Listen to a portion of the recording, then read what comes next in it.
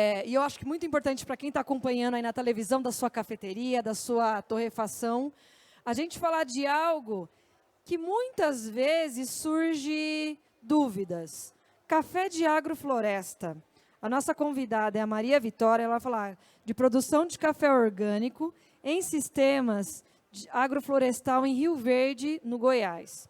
Antes dela vir aqui e dar uma aula para a gente, em 15 anos, eu ouço muitos comentários sobre a agrofloresta, viu, Maria Vitória? O que eu ouço? Isso aí é coisa de hippie, isso aí não é negócio, como que é possível? Conceitualmente, e eu vou só dar um resumo aqui, porque temos aqui uma palestra linda preparada por ela, a agricultura de agrofloresta é aquela que olha para a natureza e, claro, a gente produz o que precisa para a sobrevivência humana, a alimentação humana, mas cuida da natureza ao mesmo tempo. Como é possível a gente fazer isso? Como é possível fazer um café que seja orgânico, que cuida do meio ambiente, que cuida das pessoas que trabalham na roça, de uma forma que seja financeiramente sustentável? É sobre isso, então, que a nossa convidada está aqui. Posso convidá-la? Vou pedir aqui para a pessoa da equipe já colocar no telão a nossa apresentação. E eu vou pedir uma salva de palmas para a nossa grande convidada. Muito obrigada. Seja muito bem-vinda. E assim, tem muita gente acompanhando a gente de casa e essa palestra vai ficar gravada. Então, que as suas palavras inspirem. Que as suas palavras inspirem não apenas os produtores de cafeicultura tradicional, porque é possível fazer diferente, é possível você começar por um talhão e fazer teste, mas principalmente os compradores de café, torrefação, mestres de torra, que ainda não entendem direito e não se sentem seguros. Muito bem-vinda. Muito obrigada. Muito obrigada. Muito obrigada pelo convite. Eu fico muito feliz de ter esse evento acontecendo aqui em Goiânia, né, que é o estado que a gente está, aqui em Goiás. A gente, às vezes, se sente muito distante do polo do café, assim, de todos os movimentos, então a gente fica muito feliz mesmo de estar podendo participar aqui. A nossa fazenda chama Fazenda Mato do Lobo.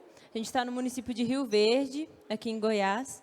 Está a localização ali de onde que ele fica, né, dentro do nosso mapa. E realmente não é um ponto, uma localização onde que a gente tem uma tradição de café, né? Vizinhos São nossos. quantos quilômetros de Brasília, para quem chega em Brasília? Quantos? Uns 600 quilômetros. É chão, hein, gente? É longe chão, de mas Brasília. vale a pena. A Bebel do Arra diz que vale a pena. Então, não é uma região que tem tradição em café. A gente, na verdade, quando começou o nosso projeto, a gente tinha dúvidas se seria possível produzir um café especial na nossa região. Então, vamos lá. A fazenda nossa é, historicamente, produtora de soja e milho, é a fazenda do meu pai. E a gente começou a trabalhar lá, eu e meu esposo, em 2016, assim que eu me formei, eu sou engenheira agrônoma. E quando a gente chegou na fazenda, a gente percebeu que a realidade da agricultura convencional, da soja e do milho, era uma realidade de uma agricultura muito dependente de insumos, uma agricultura muito cara. E na época a gente pensou assim, como que isso estaria nos próximos 30 anos, né? Como que a gente poderia continuar trabalhando lá na fazenda, tendo um projeto com custos tão altos e que uma safra que a gente não conseguisse colher, a gente estaria fora do negócio. Então, nessa busca assim, de realmente uma agricultura que fosse menos dependente de insumos, a gente conheceu a ideia da agricultura sintrópica e começou o nosso projeto em 2018, depois de uma consultoria que a gente teve com o Ernest Gutt lá na fazenda. E, basicamente, a ideia dessa agricultura é solucionar o problema que a gente tinha inicialmente, né? Então, ele propõe uma agricultura que seja realmente 100% independente de insumos. Essa é a proposta que ele traz. E, no lugar desses insumos, a gente trabalhar com os processos. Os processos naturais, que vão ficar um pouco mais claros mais para frente na apresentação. Então, a gente tem a natureza como inspiração e tenta otimizar o máximo possível o aproveitamento da luz solar. Ou seja, aproveitar mais do que 100%, né? Então, ter mais do que 100% da camada, então, como se fosse em layers, né? Mas para frente também isso vai ficar mais claro, porque as camadas ajudam, vai ficar mais claro um pouquinho mais para frente. E aí o insumo mais importante é realmente o conhecimento que a gente vem adquirindo nessa prática. Junto com a agricultura sintrópica, a gente tem trabalhado muito na fazenda também com o que a gente chama de Soil Food Web, que é um conhecimento que a gente conseguiu junto com a doutora Elaine Ingham, que traz a questão da importância da biologia do solo e de construir toda essa cadeia alimentar novamente. Então, aqui é um exemplo, né, de toda a diversidade que a gente tem no solo de micro-organismos e macro-organismos também.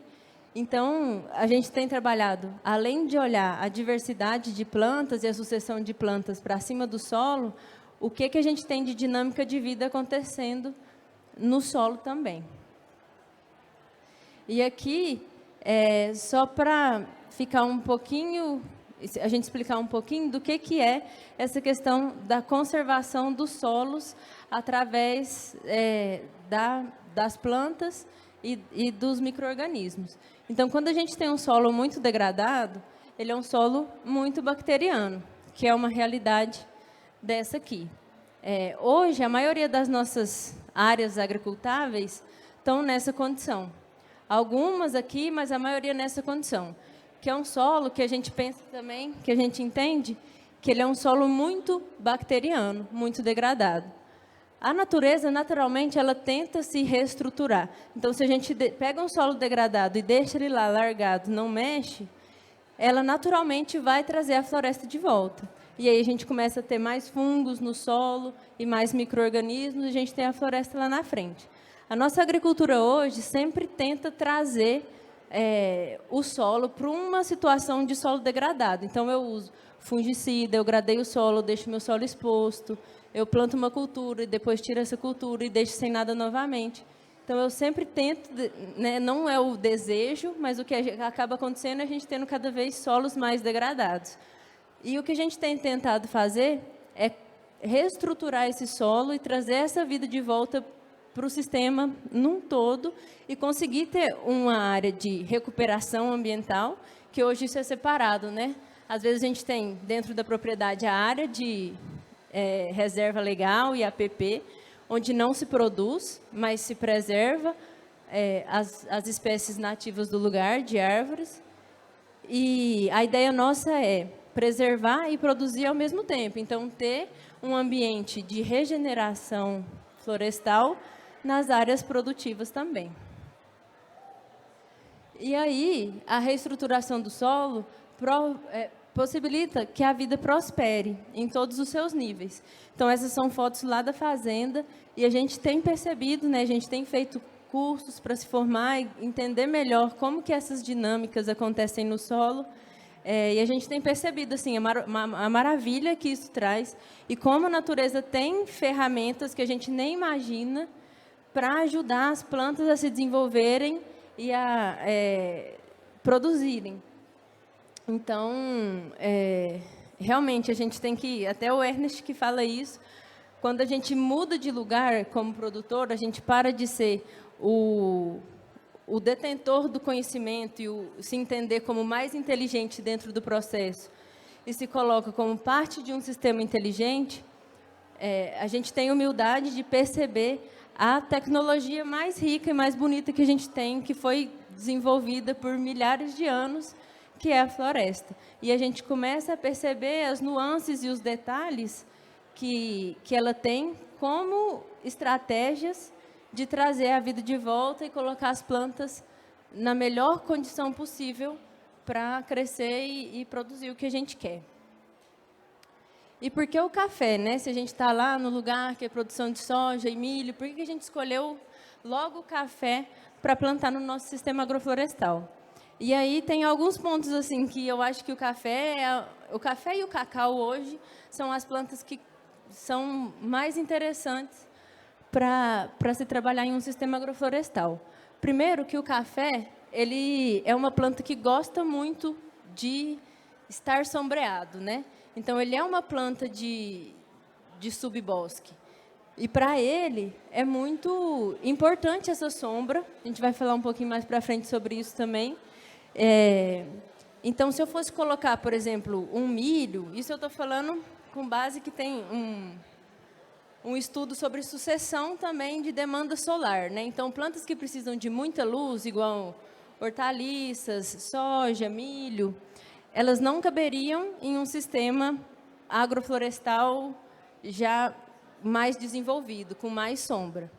E a gente estava querendo realmente trabalhar com essa sucessão e conseguir ter uma floresta quando a gente olhasse a nossa área. E aí o café se encaixou muito bem. O cacau não vai tão bem na nossa região, mas esse foi um dos principais motivos que a gente escolheu o café para o nosso sistema agroflorestal. Outra coisa é o processamento. A gente, quando fala de sustentabilidade, é muito importante a gente pensar em diminuir o máximo possível os caminhos que esse produto vai caminhar até chegar na mão do consumidor. E o café é um produto que muitos processos são possíveis de serem feitos dentro da propriedade para a gente chegar num produto final e, em algum momento, conseguir disponibilizar esse produto final para um consumidor que, no ideal de uma utopia sustentável, fosse consumir direto na nossa propriedade, que aí a gente teria um mínimo de gasto energético possível para produzir aquele produto final. Então, é mais ou menos essa a ideia. O café se encaixa muito bem nisso também.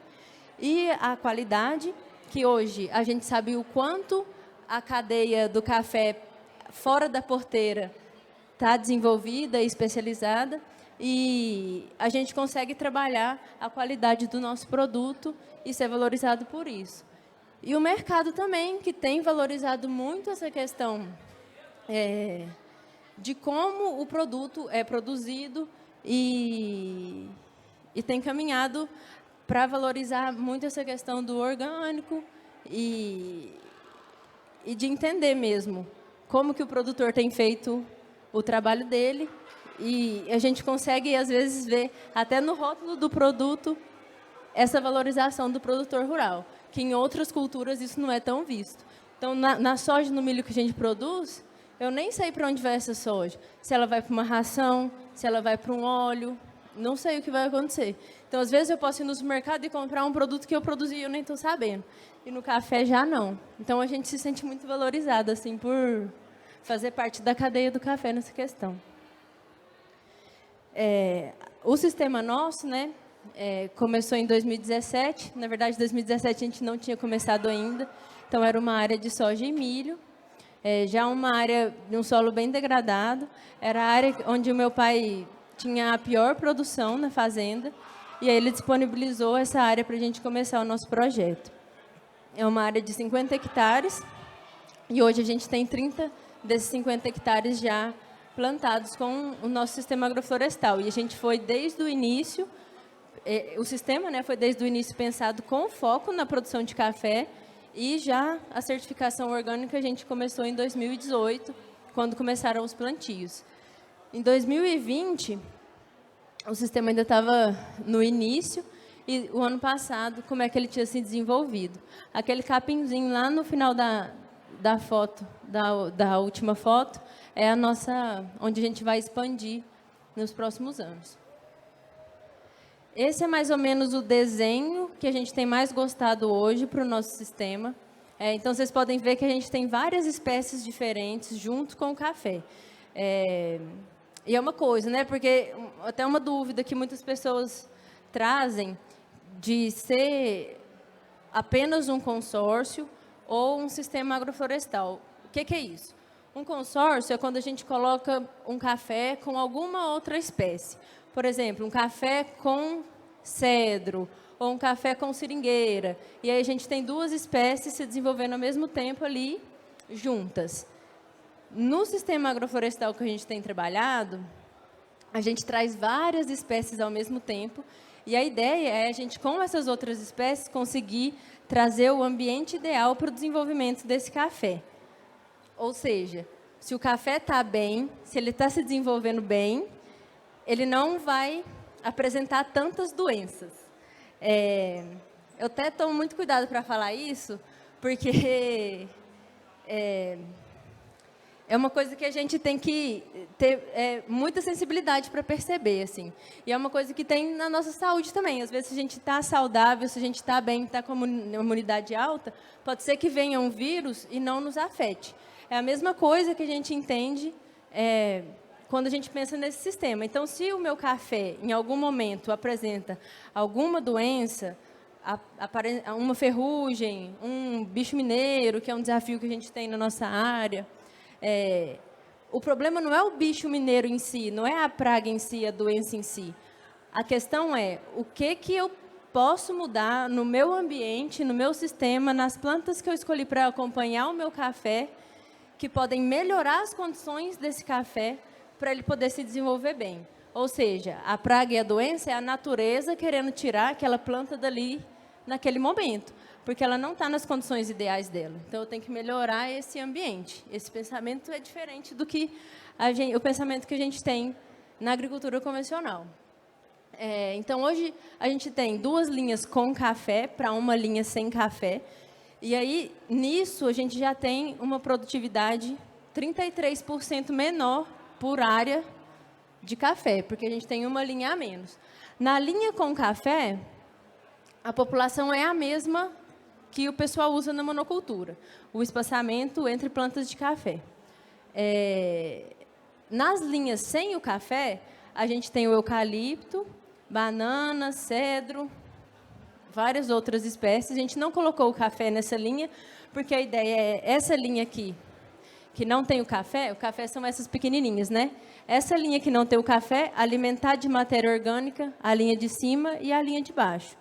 E essas espécies, na verdade, 2, né? O guapuruvu e a mandioca que a gente plantou junto com o café, a mandioca, a gente traz ela com o que o pessoal da agrofloresta chama de placenta, né?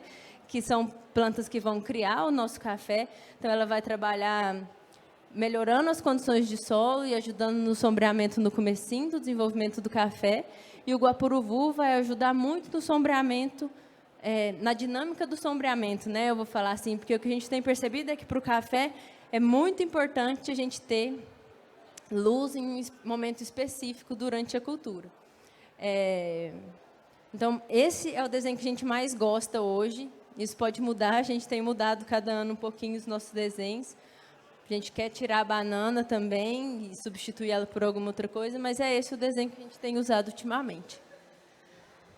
A gente também tem trabalhado dentro do sistema agroflorestal com um foco muito grande na escala, né? Em como escalar esses processos, em como escalar esse desenho, para que seja viável para produtores em uma escala maior também. Então, o que a gente usa hoje de maquinários dentro do nosso sistema, principalmente para o manejo, é essa trincha ecológica que chama, que é um maquinário que vai entrar, roçando a entrelinha e organizando esse material na linha do café. Isso é uma dúvida que perguntam muito para a gente também, né? Que normalmente, a maioria dos cafezais tem a rua limpa, né? O solo exposto no pé do café para ter o café de varredura. No nosso caso, a gente não tem como varrer o café, então a gente também não tem essa produtividade do café varrido. Mas o benefício que a gente tem na nutrição e na qualidade desses cafés compensam a gente não fazer a varredura. Ah, mas e a broca do café, por exemplo? Que ela vai ficar nos grãos que caírem ali e tal, depois ela vai voltar para o café. O que a gente tem visto é que, como a gente tem um solo muito vivo e as dinâmicas acontecendo de uma forma muito rápida, as dinâmicas biológicas de decomposição, o café que cai na hora da colheita, ele não está ali mais quando os novos grãos estão surgindo. Então, a gente não tem percebido, para a gente ainda não aconteceu, problema de broca nas nossas áreas. Um outro implemento que a gente usa muito é esse triturador, que a gente faz as podas, né? Uma das chaves do nosso trabalho na agrofloresta é trabalhar com essas podas, porque é essas podas que vão dinamizar otimizar os processos naturais. Então, numa floresta natural que está lá há muitos anos, cai uma árvore, essa árvore vai cair, se decompor e esses nutrientes vão estar disponíveis para a planta. Mas isso demora muitos anos. No nosso sistema, a gente acelera isso, podando muito todas as espécies que a gente escolheu para acompanhar as plantas de café nesse sistema. E aí, algumas fotos do nosso manejo, né? Nessa foto aqui a gente tinha manejado todas as mandiocas, estavam os guapuruvus lá em cima na linha com café. Aqui a gente tinha acabado de manejar os guapuruvus, a gente corta eles todos os anos. E ali está um sistema todo manejadinho, com a luminosidade que a gente quer. Isso é uma coisa muito importante de se falar. Deixa eu ver se é o próximo slide. Não, ainda não, mas eu vou falar mais para frente. Que é trabalhar essa dinâmica da luz com o café, não deixar ele sombreado o ano todo. Aqui são algumas fotos do nosso café do ano passado. Vocês podem ver, né, que realmente a gente tem esse desafio do bicho mineiro nas nossas áreas, que são essas manchinhas nas folhas. A gente realmente está querendo trazer uma planta que não é do cerrado, para que ela produza no cerrado da forma mais natural possível. Então, a gente vai ter alguns desafios, né? O bicho mineiro ele gosta muito de um ambiente quente e seco, que é a realidade que a gente tem aqui no cerrado. Então, é um desafio que a gente vai ter sempre e que a gente tem conseguido conviver muito bem com ele sem precisar usar agroquímico nenhum. A questão do sombreamento, né? Então, aqui nessa primeira foto, a gente tem o sombreamento que a gente entende como ideal. Essas fotos são de agora, desse mês. Então, para esse mês, a gente entende que esse sombreamento é o ideal para o café. E naquela segunda foto, já é um sombreamento excessivo. Nesse sombreamento excessivo, realmente, né, se a gente vai olhar até vários trabalhos de pesquisa mesmo sobre café sombreado, a gente vai perceber que eles mostram que o café sombreado ele é um café que produz menos. É um café que vai ficar menos doente, vai ter uma qualidade de bebida melhor, mas vai produzir menos. Mas é porque são cafés que ficam sombreados o ano todo. O que a gente tem percebido lá é que quando a gente dinamiza essa sombra, então, logo, logo, a gente vai cortar todos esses guapuruvus, não vai ter mais a sombra deles. Em julho, a gente vai tirar os eucaliptos. Então, no inverno, na verdade, agora no outono, a gente já começa a abrir essa luz, para no inverno ele está quase que 100% com luz, recebendo a luz do sol, quando os dias estão mais curtos. E aí ele não vai ter o entrenó muito longo e vão ser cafés que vão produzir quase como os cafés a pleno sol. Quando a gente consegue fazer o manejo correto nessa questão da sombra. E é uma coisa que a gente está aprendendo ainda, o que é esse ideal. Mas a gente já percebeu, já tem certeza que é possível conseguir uma produtividade boa quando esse manejo é feito corretamente. Essa é uma imagem do ano passado, da nossa fazenda, né? Então, aqui estão os 30 hectares que a gente tem hoje com o sistema agroflorestal implantado. Ali é onde a gente vai, onde está o capim, a gente vai expandir nos próximos anos. E aí eu vou falar rapidinho um pouquinho sobre como a gente faz hoje o pós-colheita. Hoje a gente tem um terreiro suspenso, aí depois o café passa para o terreiro de chão e a gente tem uma conjugada que vai descascar e trazer para a gente esse café nas bicas, né? Todo o café que a gente colhe, então, a gente primeiro, a colheita nossa atualmente é feita manualmente, a gente não tem uma colhedeira, mas no sistema que a gente desenhou é para que seja possível algum dia a gente poder colher com máquina esse café, mas a gente hoje colhe manual. Assim que esse café é colhido, a gente leva ele para o terreiro suspenso. No terreiro suspenso ele vai ficar alguns dias. E aí, nele a gente já aproveita também para fazer a seleção e catar todos os grãos verdes desse café. A gente faz isso manualmente. Depois que ele fica alguns dias no terreiro suspenso, a gente passa para o terreiro de chão, né, um terreiro de concreto. E o que a gente percebeu é que para a nossa região é muito importante que esse café não seque a pleno sol. A gente colocou um sombrite, que é uma realidade muito diferente do sul de Minas, por exemplo, né, do Espírito Santo. A gente tem que sombrear esse café, porque senão ele chega a temperaturas muito altas e ele seca muito rápido. Então, a gente consegue, se ele está a pleno sol, em 14 dias, ter um café com 12% de umidade. E aí isso a gente perde muito na qualidade. Então, a gente tem trabalhado com um terreiro sombreado, e tem dado muito certo. É isso, não sei se eu falei muito rápido, mas eu estou aberta a perguntas, a gente pode voltar alguns slides e conversar melhor e tirar mais dúvidas. É isso. Uma salva de palmas para essa maravilhosa. É uma desbravadora dentro do mercado de cafés. Obrigada. Vamos sentar aqui, nós duas? Pode ir, vou puxar para cá. Para quem está acompanhando em casa. Oi, quem tiver também alguma dúvida que eu não souber responder, meu esposo está ali, Daniel com a minha filha, ele vem aqui. Puxa para cá, ó, vem para cá. Muitos produtores de cafeicultura tradicional vão perguntar sobre produtividade por hectare. Como que é a produtividade por hectare e como que você vê isso no futuro? Nossos cafés hoje estão muito novos ainda para eu te dar esse dado real do que eu tenho. Então, atualmente, a gente produziu na área mais velha nossa, que é de 7 hectares, e as outras áreas vão começar a produzir a partir da colheita desse ano. Então, eu não tenho ainda um café em idade produtiva 100%, que ele começa a produzir a partir do 4º, 5º ano para eu ter esse dado real. Exatamente, gente. Uma planta de café, ela atinge sua maturidade, num sentido de estar plenos, eu ia falar plenos pulmões, né? Mas com uma produtividade muito grande a partir do 4º ano. O café de vocês são bebezinhos ainda. Isso, o ano passado que a gente colheu, ele estava com 2 anos e meio, né? Tá, mas, não é referência. Mas mesmo, assim, a expectativa que a gente tem, então eu posso te falar que como vocês viram, né, no nosso croquis, a gente vai ter realmente 33% a menos de produtividade por hectare pela quantidade menor de plantas que a gente tem. Mas esses 33%, na verdade hoje 30%, a gente já consegue de valor a mais no nosso produto pela certificação orgânica.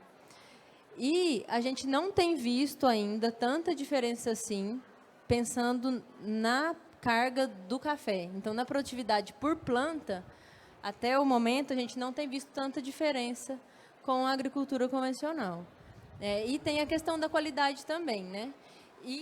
E tem outra coisa que eu acho muito importante falar, que é o nosso custo por hectare não é maior do que um café se a gente tivesse a mesma área com monocultura, porque a gente não tem o custo dos insumos, que é o que mais aporta o custo para o agricultor convencional.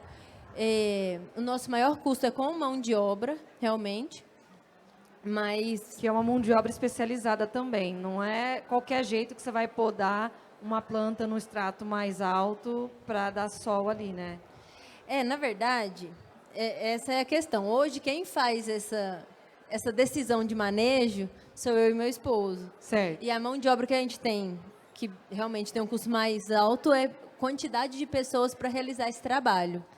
De trabalho braçal mesmo, sim, né? Sim. Então, mas a gente fica feliz, assim, ao invés de estar pagando por insumos, estar pagando pessoas. Para as pessoas da nossa região poderem estar trabalhando lá com a gente. E tem também que nessa conta, né, a gente nem coloca isso, mas a gente sabe que a gente vai ter os subprodutos do nosso sistema. Então, além do café, a gente vai ter o cedro, o mogno, a madeira que a gente vai vender, a banana, se a gente quiser comercializar essa banana, não é o nosso caso, mas tem essa possibilidade. A gente tem manga, tem abacate. Então, as possibilidades de monetizar com outros produtos também existe. Isso é muito importante de vocês que estão assistindo em casa, fazer essa matemática dos outros subprodutos que podem compensar. Em termos da saca de café, essa é uma tendência. Eu acabei de chegar de Chicago, estava na SCA, e existe poucas opções aqui no Brasil de café orgânico. Inclusive, eu tenho um amigo que é dono de cafeterias, uma rede de cafeterias, e ele só compra orgânico. E ele fala, eu não consigo ter Brasil no meu portfólio, eu fico muito triste. Kelly, me ajuda? Já vou apresentar essa maravilhosa. Você já exporta?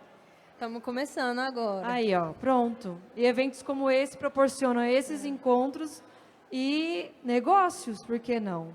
Se eu sou um revendedor, sei lá, eu sou do interior de São Paulo, quero revender o seu café, mas eu não sou torrefação, como é que eu faço? Então, hoje, a gente está trabalhando em 2 caminhos, né? A maioria do nosso café hoje foi comprado pelas meninas do Arrá.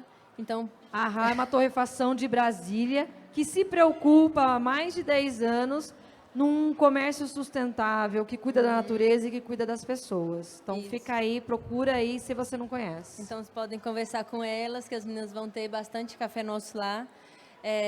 Mas a gente também pode ver como viabilizar isso direto com a gente, né? Então, estamos abertos para isso. E aí, uma outra questão também, né? Como vocês viram, tem o café orgânico, que hoje é o que se fala mais, que é o que se tem o selo e tudo, e as pessoas conhecem mais. Mas a gente falando do sistema agroflorestal, se você realmente entender o processo, ele é mais do que orgânico, né? Porque tem essa questão realmente da sustentabilidade, de ter um menor gasto energético na produção, de não ter essa questão dos insumos. E o que a gente tem visto também aí no mercado é que muito desse café orgânico que se encontra disponível, ele não tem uma qualidade muito boa, que normalmente são de áreas que têm um manejo que deixam a desejar, né? Então, Eu gosto de dizer que é uma cafeicultura que regenera, num sentido de dar vida, ela devolve para a natureza. E a natureza é tão perfeita que quando você dá uma semente para ela, ela devolve em abundância para você. Então, parabéns pela coragem, porque aqui no Brasil vocês vão na contramão, principalmente no Goiás. E eu espero que vocês consigam aí no futuro muita abundância financeira, de saúde, e eu digo que regenera não só a natureza, mas as pessoas. Então, é uma decisão de negócio ela investir mais dinheiro na mão de obra, em pessoas, do que em agrotóxicos, por exemplo. Então, acho que é importante a gente trazer isso na sua comunicação. A Bebel tá aí, não tá? Eu queria... Ô, Bebel, vem para cá, falar como mestre de torra. Eu queria que você compartilhasse a sua experiência como mestre de torra desses cafés aqui. Uma salva de palmas para a Bebel. Ê, Bebel! Torrefação à Rádio Brasília. Eu vou te ajudar aqui, ó, pode sentar. Obrigada. Vou pegar um microfone, por favor.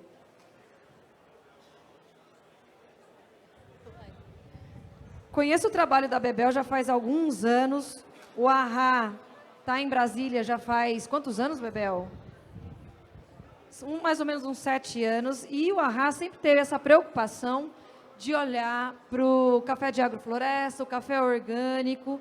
E aí eu queria que você falasse sobre essa descoberta desse produtor no seu estado e como foi o processo de definir perfil de torra para esse café tão único. Eu peguei ela de surpresa, tá, gente? Isso aqui não está combinado, ela está processando. A gente realmente sempre buscou, né, ter esses cafés, e a primeira vez que isso se concretizou, de fato, foi com o café da Mavi, do Daniel, e agora da Joana, com o café da Mata do Lobo, porque esses cafés, eles eram um sonho, mas eles nunca se tornavam uma realidade em termos de estabilidade, quantidade, qualidade como um todo, né? Então, assim, esse café se tornou possível a partir do trabalho que eles fizeram. Eu acho que o nosso contato foi pela Bebi, né? eu acho que foi. Quando? Então, hoje, A gente estava começando, né? 2019, por aí. Então entenda, gente, que essa troca entre torrefação e produtora é essencial para que ela seja um relacionamento de negócio de longo prazo. Então a Bebel começou lá a conversar em 2019 e está contando agora aqui para a gente que está sendo possível esses lotes agora. mas quando a gente começou a Arrá, em 2016, a gente já começou a se envolver com os cursos de agrofloresta para buscar cafés. Porque a gente entendeu que pelo café, a gente não ia achar os cafés que a gente gostaria. Então, a gente foi pelo caminho da agrofloresta. Então, fazendo curso, viajando para fazer outros cursos e conhecendo as pessoas que estavam fazendo aqueles cursos, que abriu várias portas para a gente. Então, as pessoas que estavam buscando o conhecimento afim, que nos levaram até o café. Para quem está curioso, você pode descrever o perfil sensorial de alguns lotes que você já torrou? Olha, o café deles é uma surpresa porque a gente nunca imaginava um café dessa região. Então, a comparação, a surpresa maior é um café ser muito bom, ser suculento, assim, uma característica do café dele ser muito suculento, refrescante. Tem Ele é um café frutado e ele é muito estável mesmo. Assim, a gente consegue perceber essa consistência do trabalho pela estabilidade do café, pela estrutura do café. Queria saber de você, como é que foi esse processo de começar a conversar com a Torrefação de Brasília, essa troca, para a gente estar aqui hoje nesse palco?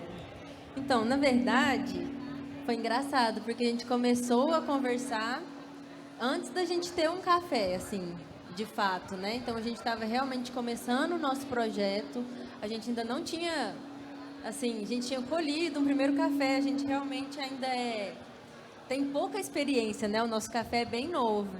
Então, a gente nem tinha uma expectativa de tão logo entregar um café para eles. A gente falou, não, vamos ver, né? Vamos trocando ideia, vamos ver o que a gente pode fazer de processos de pós-colheita, ver como que a gente pode melhorar os nossos processos para um dia, quem sabe, a gente entregar o café para vocês. E aí a gente ficou muito feliz, assim, disso não ter demorado tanto. A gente ainda tem muito para melhorar, a gente espera ter um café, assim, para os próximos anos cada vez melhor. Tem muitos processos que a gente pode melhorar ainda na nossa fazenda. Então, nossa conversa começou antes da gente ter esse café. E, foi isso, né? Então, entenda, gente, que é um processo um pouco mais complicado e lento, mas é um investimento de tempo, energia e dinheiro que vale a pena. Hoje eu posso dizer que essas duas mulheres do café estão ditando tendência no Brasil e a gente tem que prestar atenção e aprender com essas pessoas. Muito obrigada, viu? De verdade. Tem café deles ali no seu stand? Não tem, gente, porque vai vir a colheita ainda. Mas para quem tiver curiosidade para conhecer o Arrá, eles estão com um stand aqui. Eu vi cafés de agrofloresta lá, que não é deles, mas é de agrofloresta. Uma salva de palmas, muito obrigada. Desculpa, bebeu. Muito obrigada. A gente vai fazer uma pausa de 10